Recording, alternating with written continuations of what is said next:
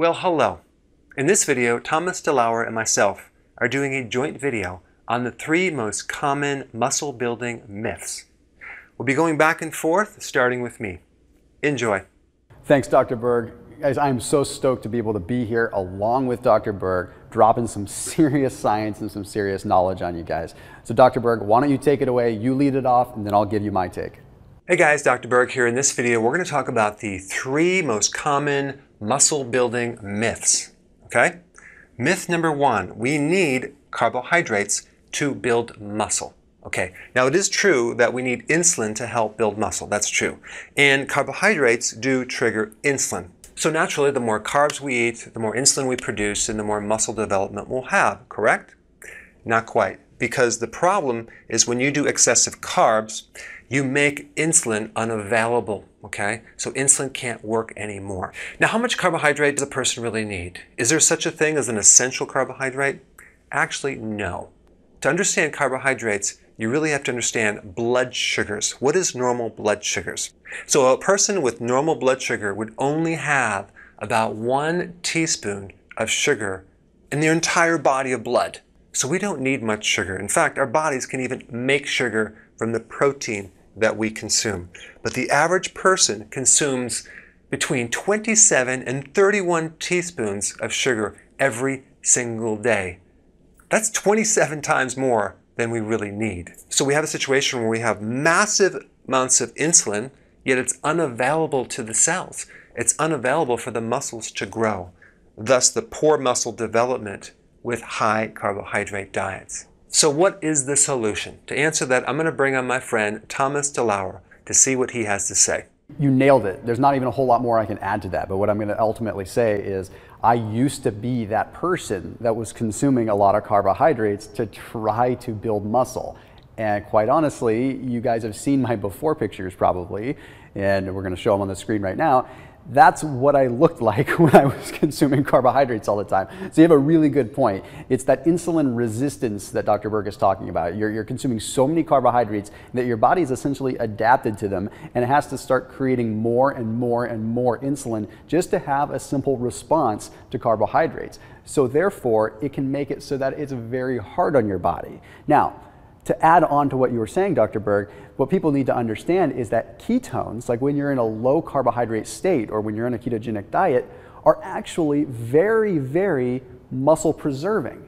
So believe it or not, when you have ketones in the blood, like when you're on a high fat, low carbohydrate diet, your muscles hold on to the carbohydrates that they would normally have. So it's kind of crazy, but ketones actually preserve carbohydrates in our muscles, which means that our muscles are protected from catabolism. Our muscles are protected from being broken down. Now, the only time that you will potentially lose muscle when you're on a low carb diet is if your protein levels are too high or you go too long without eating. Now, mind you, there's a strategic way to do it, and you and I talk about it all the time when it comes down to combining ketosis and fasting. But you don't want your body to start breaking down your own muscle tissue. But the best way that you can avoid that is keeping your fat content high. But mind you, you do not want to have your fat content high also when your carbs are high, because then you spike your insulin and the fat goes right into storage. So to add on to what you were saying, Dr. Berg, it's really pretty simple. We need to throw away all the mainstream stuff that we've been hearing about building muscle and having to spike our insulin and start realizing that it comes a lot more down to something known as mTOR, which is the mechanistic target of rapamycin.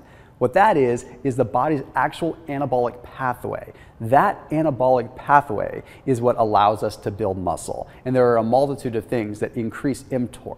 And a lot of them are just having to do with the right kind of training, but also making sure that our blood sugar isn't constantly going up and down.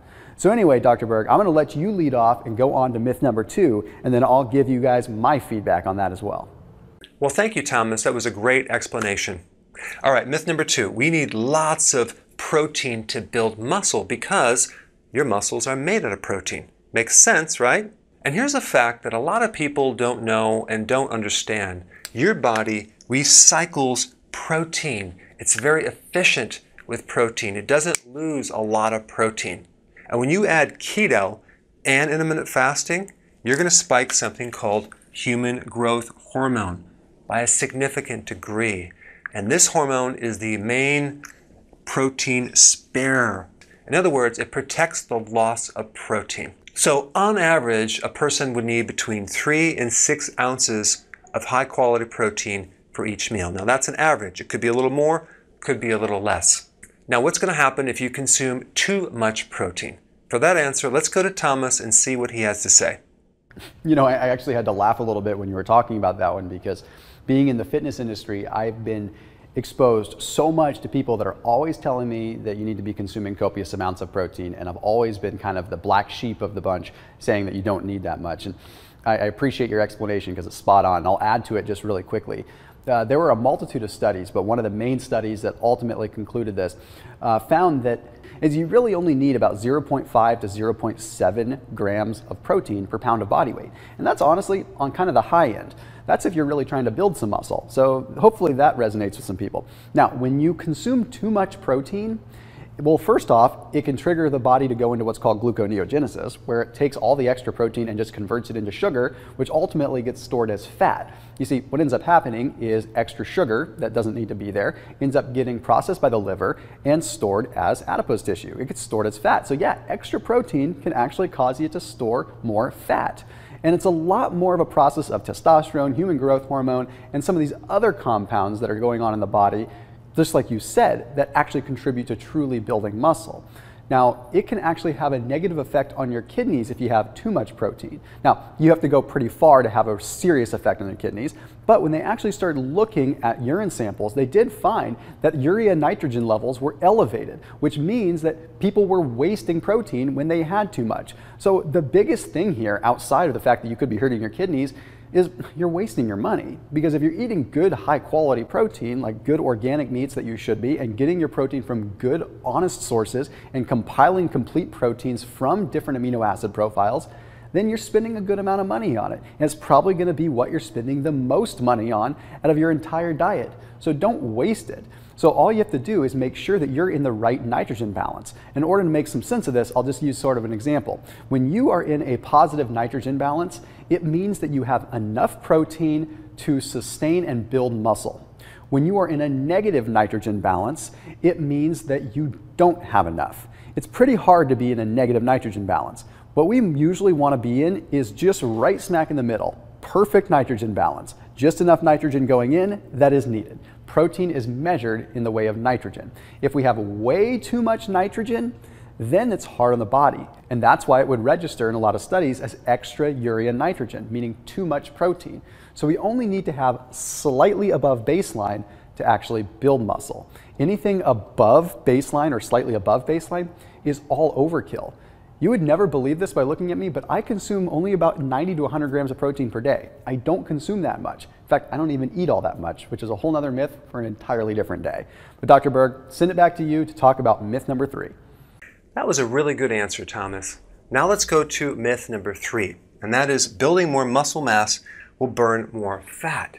That is absolutely not true. Building more muscle mass will increase your ability to burn more calories, but we have to differentiate what type of calories that we're burning.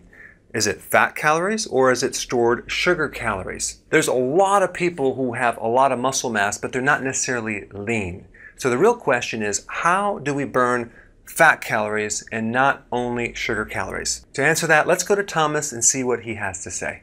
Well, yeah, I'm a perfect example of someone that had a lot of muscle, but still didn't exactly look good. When I was 280 pounds, I had a lot of muscle, but I was hardly lean. So to your point, that's exactly right. The thing is we have to condition our bodies to understand how to use fat as a source of fuel. That comes down not just to ketosis, but to good old-fashioned fat adaptation. And I've talked about this in videos of my own before. Fat adaptation is something that occurs when the body starts to develop the mitochondrial machinery, the actual cellular ability to utilize fats as a source of fuel. Now, ketosis is one thing. Ketosis is when you're nutritionally priming your body to use fats as a source of fuel during that period of time. Fat adaptation is taking it a step further. Fat adaptation is where your body has gotten so used to using ketones and fat that it actually changes its chemistry. The mitochondria, which creates energy, actually changes structure, changes its machinery to become more receptive to fat. So when you have muscle, it doesn't necessarily mean that your body's just going to incinerate fat. It's not like muscle just gobbles up fat. In fact, that makes no sense. Fat doesn't just disappear into muscle. Fat has to be utilized. It has to be mobilized. You still have to have cardio involved. You still have to have caffeine involved. You still have to have these other factors. So when it comes down to getting your body to utilize fats as a source of fuel, sure, having muscle on board is going to help you, but you still need to be eating the right kinds of things. Otherwise, you're just going to burn more calories in general, which means you could just eat some of your own muscle tissue. Your body is very good at creating energy in the most efficient process for it at that time, which means if you are in a position where your body wants to burn sugar, it's just gonna keep burning sugar. And if you run out of sugar, it's gonna break down protein into sugar via gluconeogenesis. So what you need to do is you need to exercise using some intermittent fasting techniques. Okay, intermittent fasting and ketosis. Intermittent fasting is probably the fastest way that you can get your body to start understanding how to use fat as a source of fuel, because it kind of runs out of options. That's what we really want to get the body into doing. We want it to say, well, wait a minute, I have no choice but to start trying to use fat as a source of fuel. And then once it gets the taste of blood, so to speak, it actually gets the taste of fat, it just rolls with it and it enjoys it. And you can keep that process going by eating higher fat foods and lower carbohydrates.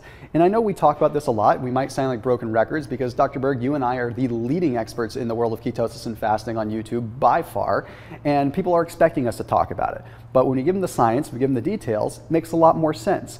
You are much more likely to build muscle and to stay lean if you do it right by utilizing a ketogenic and intermittent fasting style diet.